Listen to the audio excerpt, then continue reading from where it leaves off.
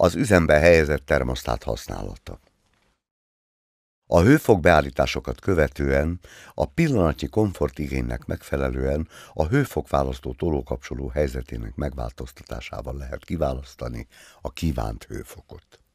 A tolókapcsoló baloldali állásában lévő holdszimbólum a helyiség éjszakai hőmérsékletét garantálja, míg a jobboldali állásban lévő napszimbólum a beállított hőfoknak megfelelő komfort nappali hőmérsékletét biztosítja. A termosztát a szoba hőmérséklet alakulásától és a hőfok beállítástól függően vezérli, bekapcsolja, illetve kikapcsolja a hozzá csatlakoztatott kazánt vagy egyéb készüléket. A termosztát a bekapcsolt állapotot a kijelző bal alsó sarkában található heat fűtés vagy AC hűtés felirattal jelzi, az alapbeállítások során kiválasztott üzemmód szerint.